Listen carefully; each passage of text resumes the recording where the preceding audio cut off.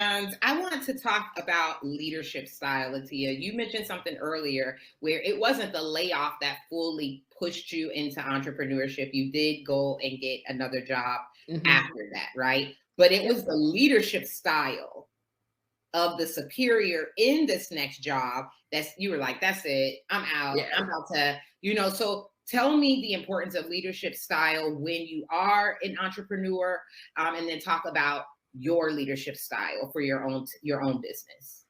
Yep. So that's a good question because truthfully, I think, like I mentioned, I didn't have a leadership in my whole career that made me think, oh, this is horrible. I was blessed to have great leaders up until that point. And so when I think back, what all of my previous bosses had in common was a lot of trust and kind of like not so much nurturing, but they gave you space to do your job, to know what you had to do, but also space to come to them. And there was just never any, I never got any ego from any of my previous bosses. And Mhm. this boss I did. And so obviously before this, I never thought much about the type of leader that I would be. I had management roles, but in a corporation, it was, I'm just doing what higher levels do. I didn't really think much about my leadership. But now that I have my own business and I have staff under me, I do think that I give them the space to be good at what they're great at. And oftentimes I'm not sure, I don't have this down pat, but I think I might give them too much. So I've had some hires that I was recently talking with, and they're like, well, do you want this? And I'm like, listen, I want you to do it the best way that it's for you. So if that's on Google Drive versus the share file, you can do it there because I want to make this as easy for you because I want you to be able to take control of this. Mhm. And she was like, okay, well, I'll still keep you in the loop of which one I decide. But I was like, seriously, I'm not like, as long as the work is there and it's housed somewhere and we can reach it, I'm not going to be a stickler of telling you it has to be in this folder versus that folder. That's just not how I am. I don't want to be the micromanager for everything. I want you to know the job that has to be done, but to know that you have the space to fix something, to be, if something could be more efficient.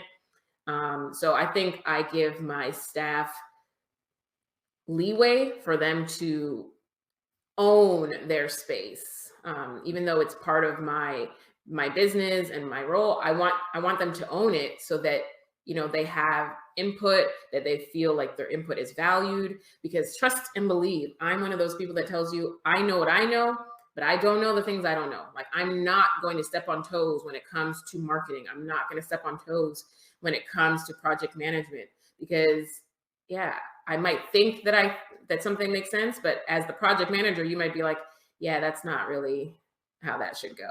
And I'm going to Absolutely. fall into place.